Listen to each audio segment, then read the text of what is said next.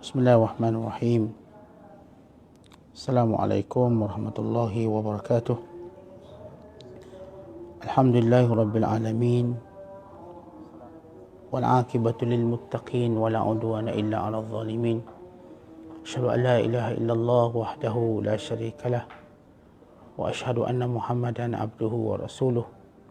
Allahumma salli wa sallim wa barik ala sayyidina Muhammad wa ala alihi wa sahbihi ajma'in wa ba'du. Qala al-musannifu rahimahullahu ta'ala wa nafa'ana Allahu bihi wa bi'ulumihi fid dharain amin.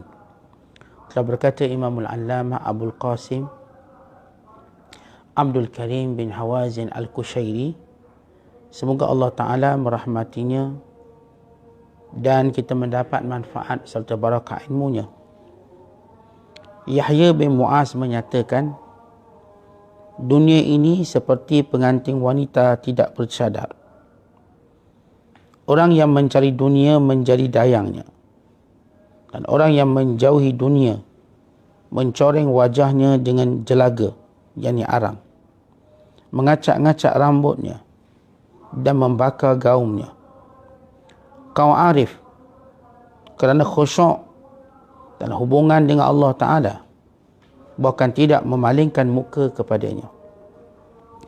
As-Sari menyatakan, saya melaksanakan seluruh aturan zuhud dan dianugerahi segala sesuatu yang saya minta dalam doa, kecuali zuhud terhadap masyarakat. Saya belum mencapai ini dan saya belum sanggup menanggungnya. Dikatakan, kaum pencinta, yakni kaum zuhud itu, telah menyucikan diri dan berkumpul sesama mereka sahaja, sebab mereka menjauhi nikmat-nikmat sementara demi nikmat-nikmat yang abadi. An-Nasr Abazi berpendapat, zuhud memelihara darah kaum pencinta dan menumpahkan darah kaum arif. Hatim Al-Asam menyatakan, kaum pencinta, yakni kaum zuhud, menghabiskan isi dompetnya sebelum dirinya, dan orang yang bertarikat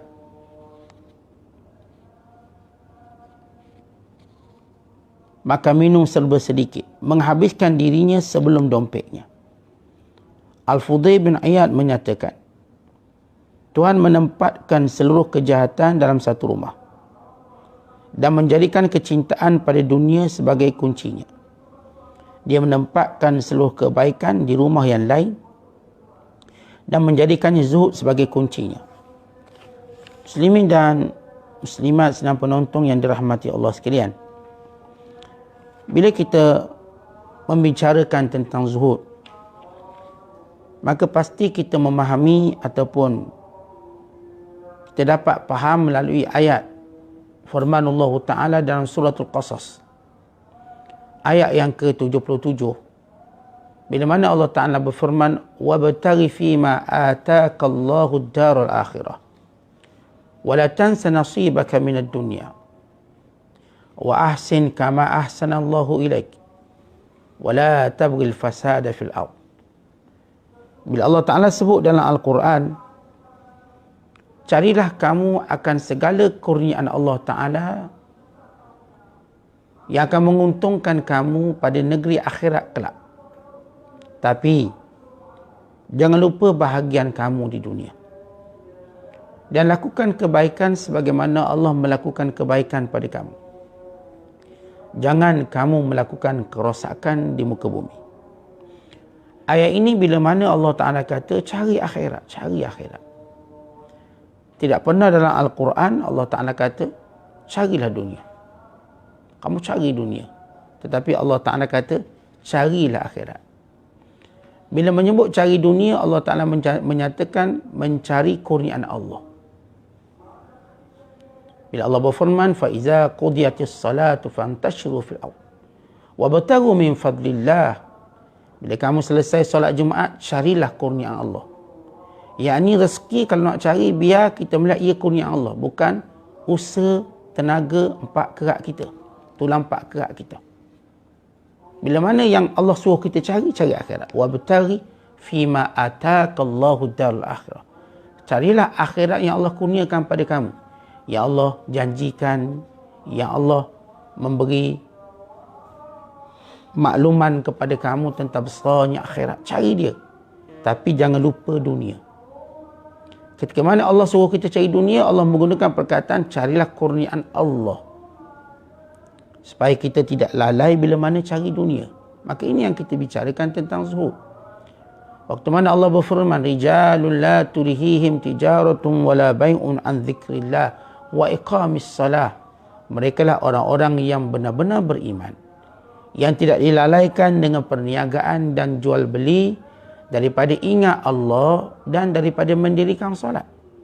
Dan Allah Ta'ala berfirman, ya ayyuhalladzina amanu la tulhikum amwalukum wala auladukum an dzikrillah wa man yaf'al dzalika fa ulaika humul khasirun. Wahai orang-orang yang beriman, janganlah kamu sekali-kali dilalaikan sebabkan harta benda kamu, anak pinak kamu dari ingat Allah. Siapa yang melakukan demikian, maka dia menjadi orang yang rugi. Jadi kalau kita lihat dalam deretan ayat-ayat Al-Quran, mentaghribkan kita, menggalakkan kita mencari akhirat. Bererti kata ulama, bila dalam diri kita ada galakkan, ada kecintaan lebih untuk mencari akhirat, maka itulah zuhud.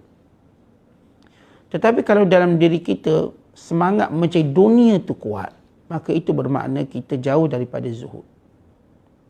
Sebab bukankah kita mencari apa yang lebih kita cintai? Kalau benda tak cinta, kita tak berapa cari sangat. Contoh tuan-tuan, kita hilang duit 1,000. 1,000 hilang. Dengan kita hilang duit RM1, yang mana satu kita cari? Yang RM1 ni kita cari-cari, tak apalah tak jumpa, bukan rezeki. Yang 1,000 ni cari tak jumpa, kita kerah anak bini kita. Panggil anak-anak kita, panggil anak-anak jirang sebelah. Cari 1,000. Siapa jumpa aku bagi upah.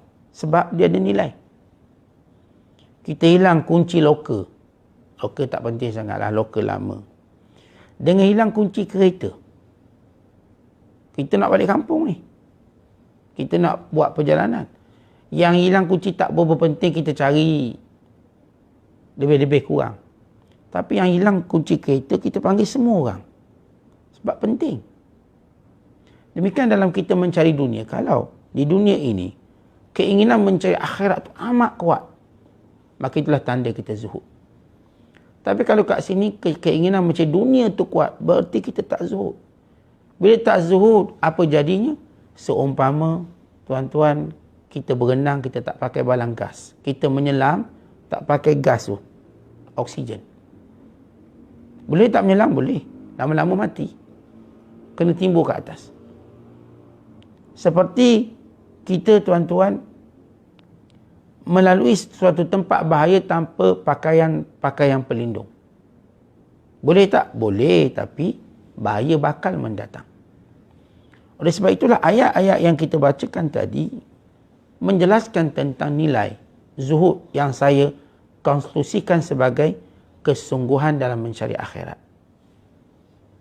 Kesungguhan, sebab kita nampak ia lebih bernilai.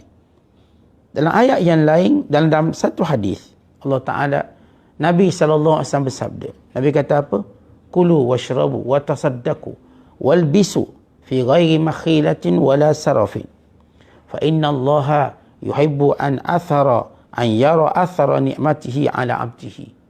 Makanlah, minumlah, dan bersedekahlah.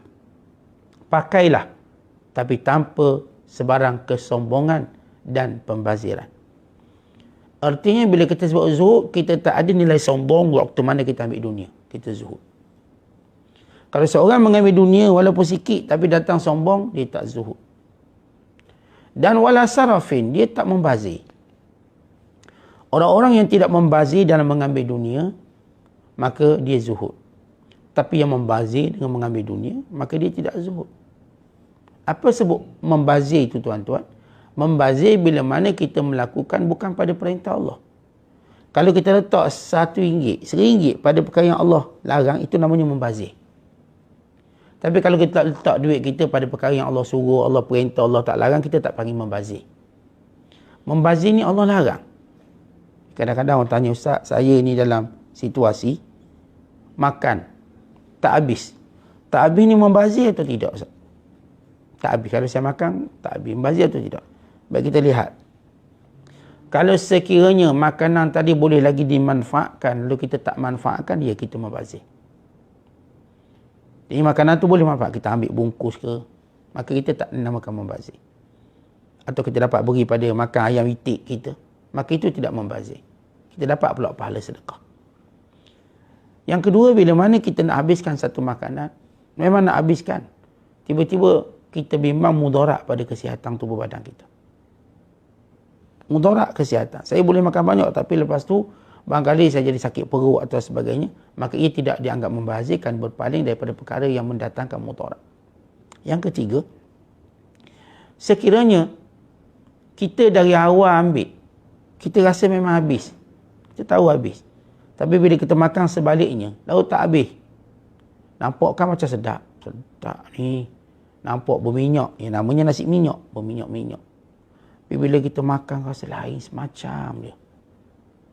Lalu pada awal yang kita ambil tadi, kita rasa memang tak ada masalah. Memang saya, Ustaz, kalau banyak ni memang habis biasa, tiba tak habis, maka kita bukanlah dalam golongan membazir. Sebab pada sangkaan kita okey. Yang dianggap membazir daripada awal memang dia niat habis, tak habis tak apa, maka dia sudah ada sifat-sifat pembaziran tadi. Itu beberapa dawabit, kayu ukur tentang makanan kalau tak habis membazir atau tidak membazir saya. Maka tengok keadaan tadi. Apakah saya katakan makanan tadi boleh dimanfaatkan lagi? Bila boleh dimanfaatkan, kita tak membazir. Kita boleh bungkus, kita boleh beri pada orang dan sebagainya. Atau ia mungkin mendatangkan mudarat pada saya, maka tak disebut membazir. Atau kita dari awal ambil memang ingat habis. Kita biasa ambil kita punya portion nasi lemak memang banyak ni, memang habis insya-Allah. Kita dah kira semua dah keadaan. Tiba-tiba sebaliknya, dia rasa lain, mual, terus hilang selera. Dan kita tahu tuan-tuan, bila kita tak selera makan, kita tak boleh nak tebang, sebab kita akan muntah. Sebab itu Nabi SAW dalam hadis, ma'aban nabiyyu ta'aman qat, idza ishtahahu akalahu, wa idza lam yashtahi tarakahu. Nabi SAW tidak pernah mencela makanan. Kalau mana Nabi suka, Nabi makan. Kalau Nabi tak suka, Nabi tinggalkan. Yang itu yang saya sebut tadi, kadang-kadang kita nampak sedap, letak je kat mulut, dia datang macam-macam rasa. Kita order ikan 3 rasa, dia datang 7 rasa. Oh, ni rasa lain, rasa kepak, ni rasa nak muntah. Rasa itu, maka kita pun tolak kerana mudarat. Jadi tak semestinya tak habis je dianggap membazir, tidak secara mutlak. Jadi keadaannya. Baik, kembali pada zuhud kita. Bila saya sebut ayat-ayat Al-Quran tentang zuhud, dan di sini pengarang kita menyebut lagi beberapa pandangan kupasan para ulama. Bila Yahya bin Mu'az menyatakan bahawa dunia ni macam perempuan yang cantik, pengantin, tetapi dia akan membinasakan siapa yang mengahwininya. Maka orang yang takut dipikat oleh dunia, maka dicoreng muka dia, biar nampak uduh, biar tak berkenan kat dia. Tetapi orang yang lalai, maka dia mendampinginya, lalu dia dibunuh oleh pengantin yang bernama dunia ini. Manakala orang-orang yang arif pula, langsung dia tak paling pada dunia. Dan ini yang diceritakan oleh Imam Al-Ghazali dan kitab Mukasyafatul Qulub. Kisah mimpi orang alim, orang soleh. Dia bermimpi melihat seorang perempuan yang begitu cantik dari belakangnya, dan diikuti oleh ramai orang ikut dia. Maka orang alim, orang soleh ini pergi ke depan, dan dilihat betapa buruknya wajah perempuan ni, gambaran dunia. Buruk muka, uduh, macam mana boleh ikut? Sebab mereka tengok dari belakang. Dari belakang dunia memang lawa, cantik, sedap mata memandang. Dan ini disebut dalam hadis Nabi SAW, inna dunya halwatun khadiratun. Sesungguhnya dunia memang manis dan amat mengancam, kata baginda SAW. Manis, menarik, Wallahu mustakhlifukum fiha fanadhiru maza ta'malun. Dan Allah menciptakan kamu untuk duduk dalam dunia, untuk Allah uji apa yang kamu lakukan. Wattaqud dunya wattaqun nisa. Sebab itu hati-hati dengan dunia dan hati-hati dengan perempuan. Kalau perempuan pula, hati-hati dengan lelaki. Sebab dia boleh merosakkan kita. Jadi kisah orang alim tadi tuan-tuan, dari dunia ditengok gambaran seorang perempuan yang diikuti ramai orang. Sebab dari belakang lawa. Waktu di ke depan, Masya Allah, mengerikan, menakutkan.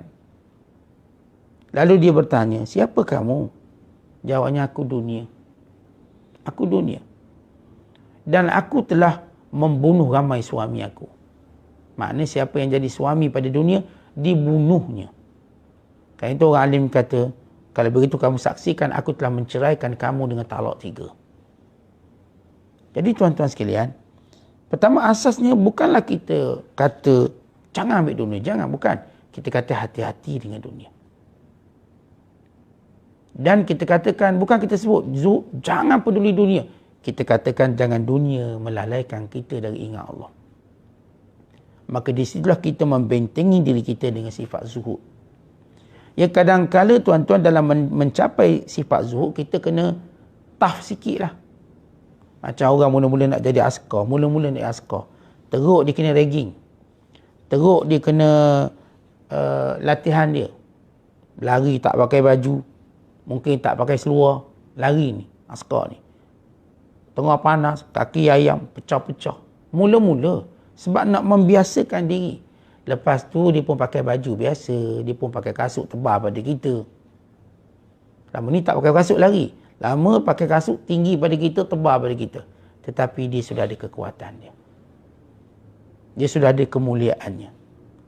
Ya, kadang-kadang untuk mendapat zuhud perlu latihan yang keras. Kadang-kadang nampak macam sombong sikit. Nampak macam ekstrim sikit. Tapi itu permulaan.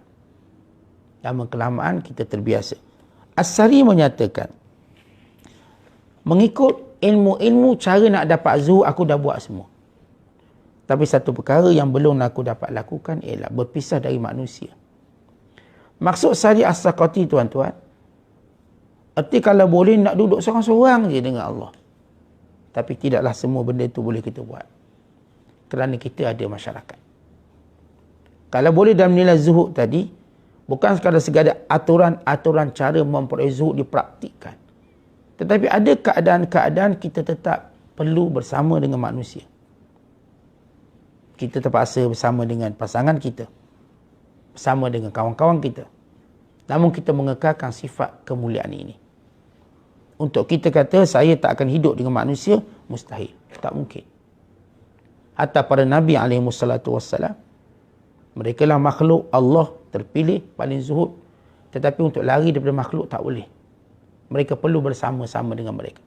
Ya, ada sebahagian mereka melakukannya. Terus duduk dalam gua. Terus sekian-sekian. Yang disebut dengan perkataan uzlah atau khalwat. Tapi hal itu tidak semua boleh melakukannya. Kerana dalam hadis menyebut bercampur itu lebih baik daripada beruzlah.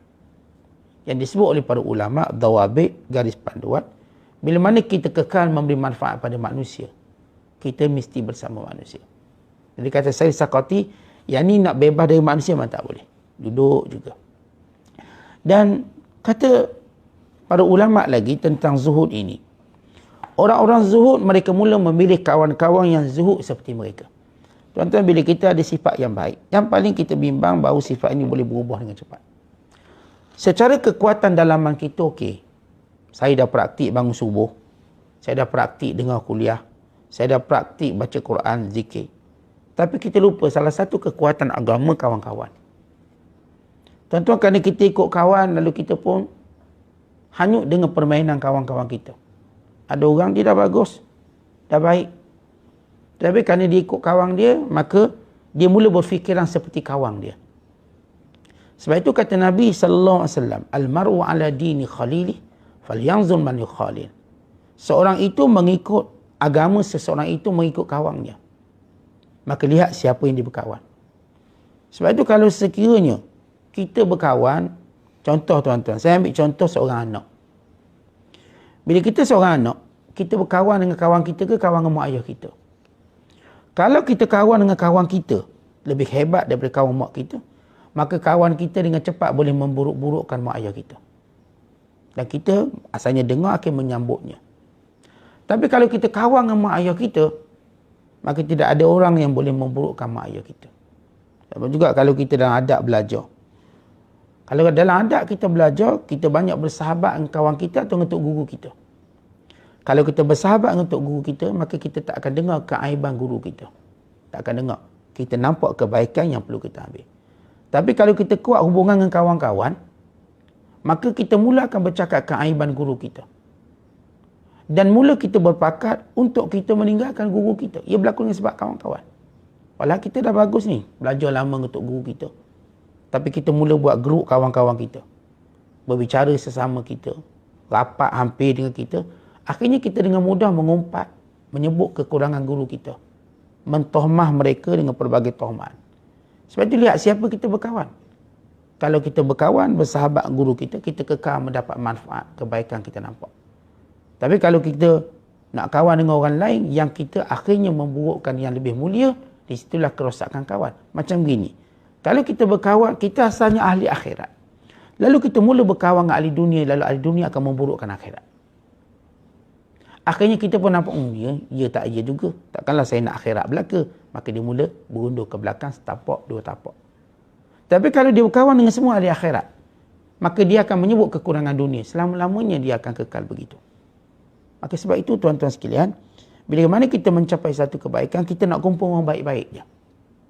Kalau kita belajar dengan seorang guru, kita nak kumpul orang-orang yang menyayangi guru kita. Ini kita kumpul dengan dia. Kita jangan berkumpul dengan orang-orang yang cuba mencari kelemahan guru-guru mereka. Kita akan hilang manfaat yang sepatutnya kita dapat banyak. Akhirnya kita tak dapat manfaat tadi. Lalu kawan kita yang Allah sebut dalam Quran, yang menyesal ialah orang yang ikut kawan, bukan yang menyesal yang ikut tok guru. Kita baca dalam Quran. Bila Allah menyatakan, ya wailaha.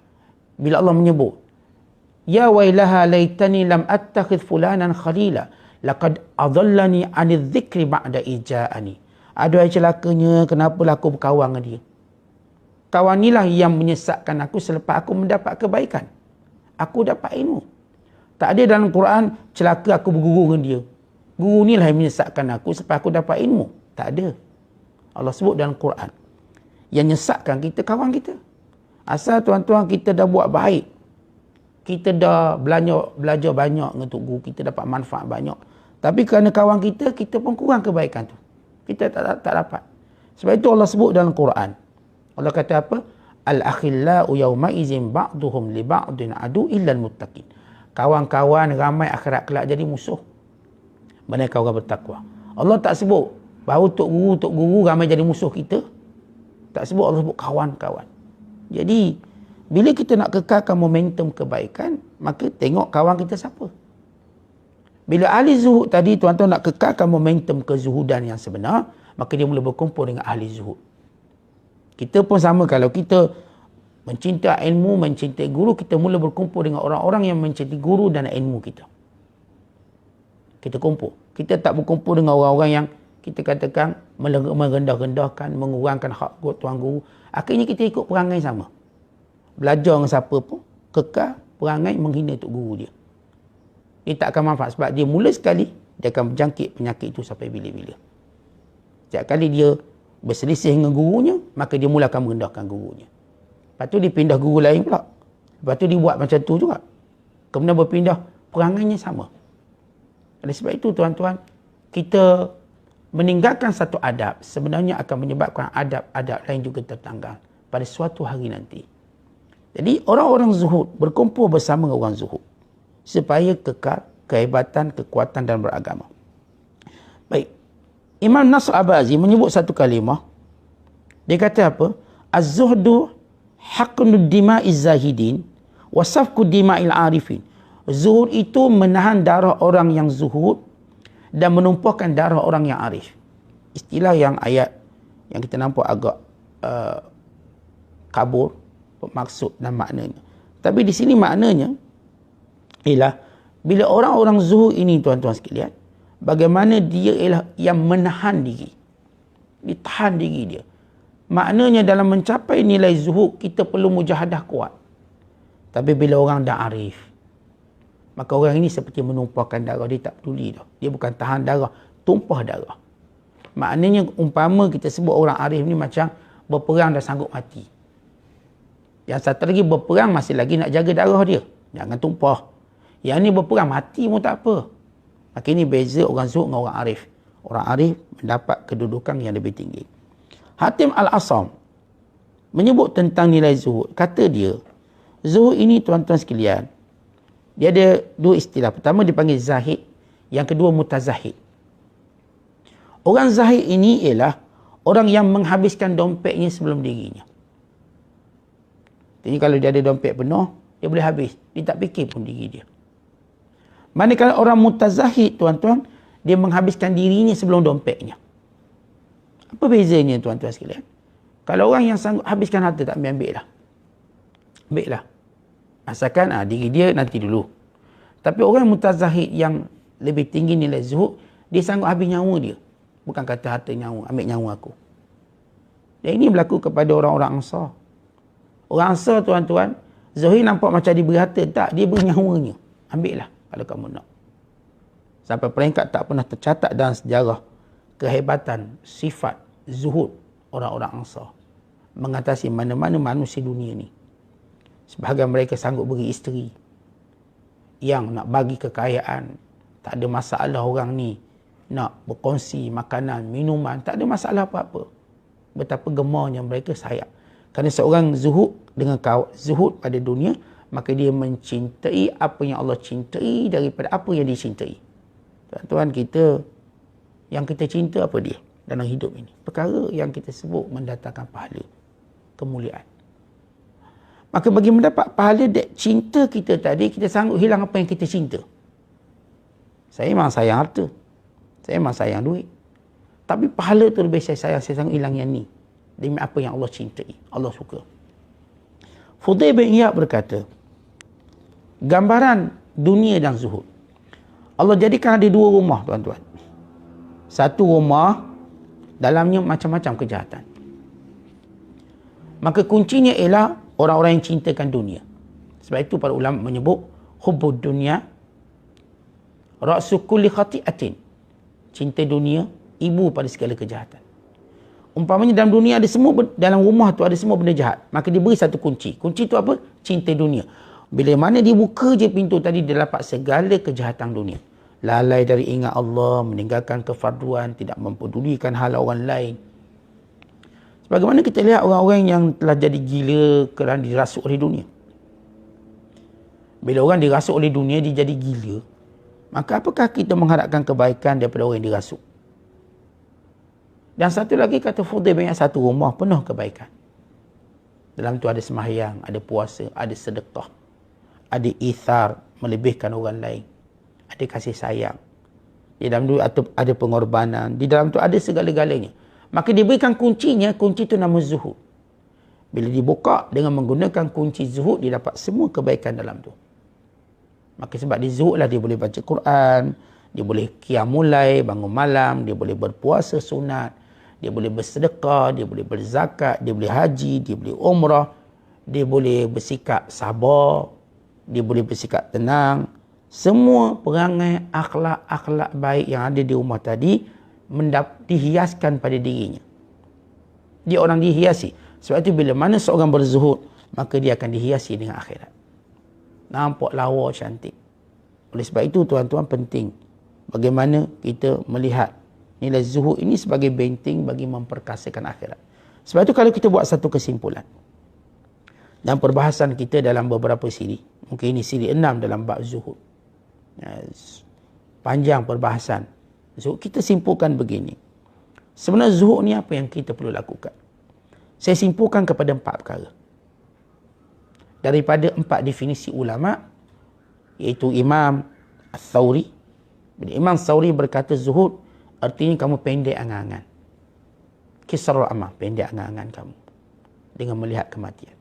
Dan Ibnu Mubarak menyebut zuhud, percaya pada Allah dan kamu sukakan orang fakir miskin. Yang ketiga Imam Darani tinggalkan apa yang melalaikan kamu dari ingat Allah. Yang keempat, Junaid, melihat dunia itu kecil dan menghilangkan kesan kecintaan dunia dalam hatimu. Kesimpulan 4 definisi ini saya buat satu rangkuman zuhud.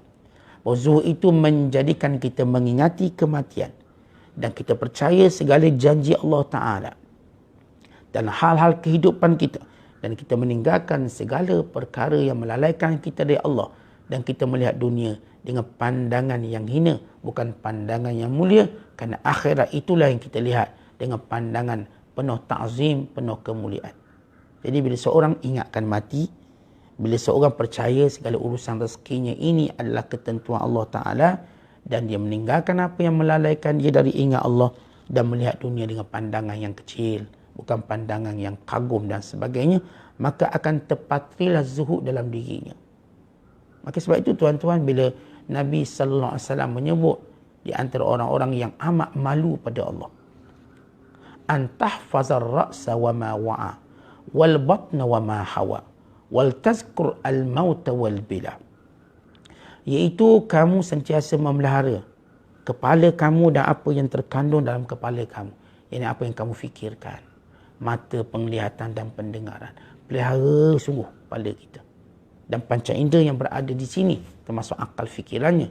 Kemudian kamu pelihara perut kamu dan apa yang masuk dan keluar daripadanya. Dan kamu sentiasa ingat mati dan ingat hari kehancuran kamu, hari akhirat. Maka orang inilah yang disebut oleh Nabi SAW, man aradal akhirah taraka zinatad dunya. Siapa nak akhirat, maka dia akan tinggalkan hiasan dunia. Yakni perkara yang tidak perlu untuk dia dan perkara yang boleh merosakkan agama dia. Jadi perhatikan betul-betul. Apa sahaja merosakkan agama kita, ambillah sikap berhati-hati yang lebih. Bahkan kalau perlu ditinggalkan, maka tinggalkan. Apa sahaja yang menyuburkan, membina agama kita, pegang dia kuat-kuat dengan geraham-geraham kita. Nescaya kita akan selamat di dunia dan di akhirat. Wallahu a'la wa a'lam bis-shawab. Wassalamualaikum warahmatullahi wabarakatuh.